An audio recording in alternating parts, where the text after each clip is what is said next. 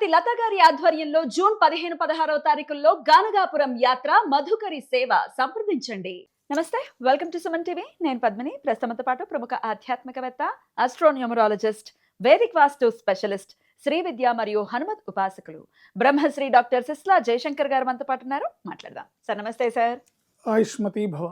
ఏ నక్షత్ర జాతకులు వాళ్ళకి ఐశ్వర్యాన్ని ఇచ్చే దేవత ఎవరు తెలుసుకోవడంతో పాటు ఎలా పూజించాలి ఆ దేవతని అనేది చాలా అద్భుతంగా వివరిస్తున్నారు. దానికి చక్కటి స్పందన కూడా ఉంది. చాలా చాలా సులభంగా ఇదో మంచి తరుణోపాయం అండి అని స్పందిస్తూ ఉన్నారు మన వాళ్ళు. మరి ఇక మృగశీర్ష నక్షత్రం లేదా మృగశిర అని కూడా పిలుస్తారు. ఈ నక్షత్ర జాతకుల ఐశ్వర్య దేవత ఎవరు సార్? మృగశిర నక్షత్ర జాతకుల ఐశ్వర్య దేవతలు ఇద్దరు. ఒకటి అన్నపూర్ణాదేవి, రెండు ఆంజనేయ స్వామి. వావ్, ఆంజనేయ స్వామి.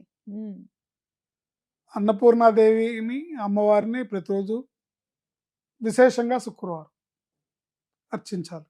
అష్టోత్తర శతనామ స్తోత్రాలతో అమ్మవారిని చక్కటి చామంతులతో, మంచి పూలతో, మారేడు దళాలతో చక్కగా అమ్మవారిని అర్చించి కనీసం ఒక్కళ్ళకైనా భోజనం పెట్టాలి.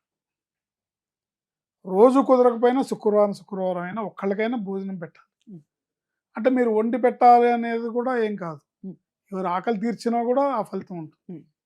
వాళ్ళు మీరు ఉద్యోగస్తులు మీకు కుదరదు అనుకుంటే కొనేసి ఇవ్వచ్చు, లేదా ఎవరికైనా భోజనం పెట్టించవచ్చు.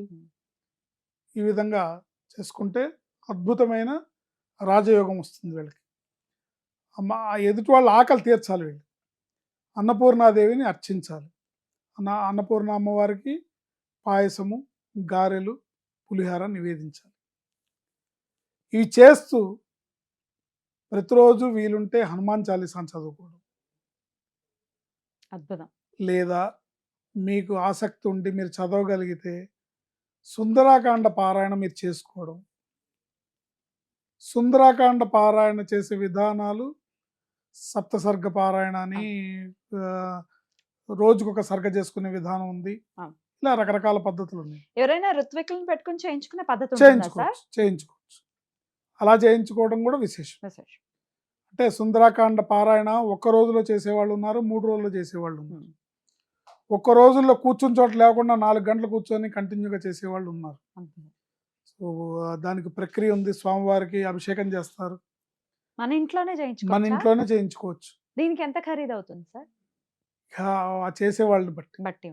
ఎందుకంటే జనరల్గా ఈ సుందరాకాండ పారాయణ అనేవాళ్ళు వేద పండితులు, మినిమం బాగా చదువుకొని నిష్ఠాగరిష్ఠులైన ఉపాసకులు మాత్రమే చేయగలుగుతారు తప్ప మామూలు అర్చకులు చేయలేరు. స్మార్తులు చేయలేరా? అంటే స్మార్తం నేర్చుకున్న వాళ్ళు చేయలేరా? అంటే ఆయన ఆంజనేయ స్వామి ఉపాసనా పరుడై ఉండి ఆయన ప్రతిరోజు ఎందుకంటే ఆ సుందరాకాండ శ్లోకాలన్నీ ఒక్క రోజులో పూర్తి అవ్వాలంటే అవదు.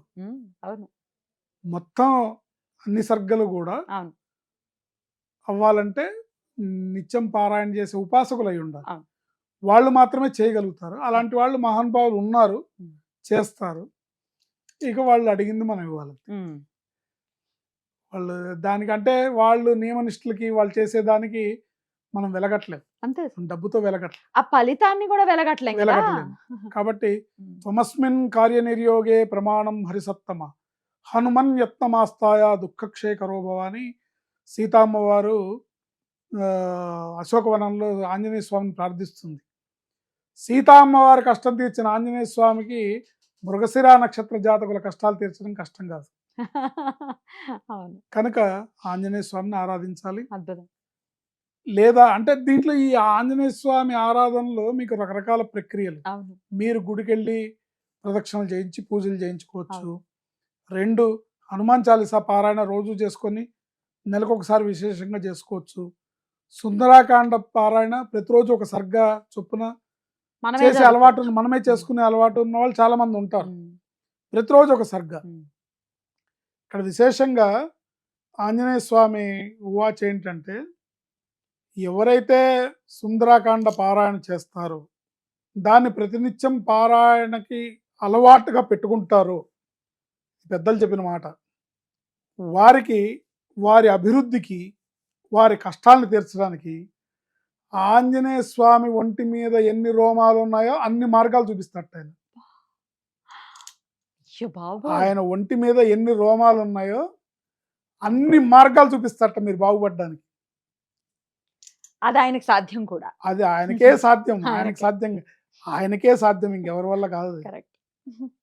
సాధ్య సాధక స్వామిన్ అసాధ్యం తవ కింబద రామదూత కృపా సింధు మత్కార్యం సాధయ ప్రభు అని ప్రార్థిస్తాం మనం ఆంజనేయ స్వామి. అద్భుతం. సో అలా చేయొచ్చు. లేదా హనుమాన్ చాలీసా సామూహిక పారాయణ సంవత్సరానికి ఒకసారి ఇంట్లో పెట్టుకొని ఏదన్నా బర్త్డేలు ఏదైనా ఫంక్షన్స్ అకేషన్స్ ఉండేవి, సోషల్ ఈవెంట్ ఉంటుంది కదా, అవును. ఆ సోషల్ ఈవెంట్ని మీరు ఆధ్యాత్మిక ఈవెంట్ కింద మార్చుకోవచ్చు, డివోషనల్ గా కన్వర్ట్ చేసి. డివోషనల్గా కన్వర్ట్ చేసుకోవచ్చు. ఒక సామూహికంగా హనుమాన్ చాలీసా పారాయణ చేసే బృందాలు ఉంటాయి, ఆ హనుమాన్ చాలీసాతో భజన చేసే బృందాలు ఉంటాయి. అలాంటివి ఏదన్నా ఏర్పాటు చేసి సంవత్సరంకి ఒకసారి అట్లా చేసుకోవడం కూడా అద్భుతమైన ఫలితాలను ఇస్తుంది. మృగశిర నక్షత్ర జాతకులకి ఐశ్వర్యాన్ని అన్నపూర్ణ అమ్మవారితో పాటుగా ఆ పంచముఖ విరాట్ రూప కార్యసిద్ధి వీరాంజనేయ స్వామి వీళ్ళని అనేక రకాలుగా ఆదుకుంటాడు. కావాల్సిందల్లా భక్తి శ్రద్ధలతో మనం వాళ్ళ పాదాలను ఆశ్రయించడమే. రైట్. అద్భుతం సార్, అద్భుతం. చాలా చాలా అద్భుతంగా వివరించారు. ఆంజనేయుడు అని అంటే అదొక ఎమోషన్. నిజంగా అదృష్టవంతులు మృగశిర నక్షత్రం వాళ్ళు. ఆంజనేయ స్వామిని కొలిచే, అంటే ప్రత్యేకంగా కొలిచేటటువంటి భాగ్యం వారికి ఉండటం అనేది చాలా చాలా అదృష్టం. మరి కొలుచుకుని స్వామి యొక్క కృపని పరిపూర్ణంగా పొందాలని మనస్ఫూర్తిగా కోరుకుంటూ, ఇక నెక్స్ట్ వీడియోలో ఆరుద్ర నక్షత్రం గురించి తెలుసుకుందాం. Thank you sir. నమస్తే. ఆయుష్మతి భవ.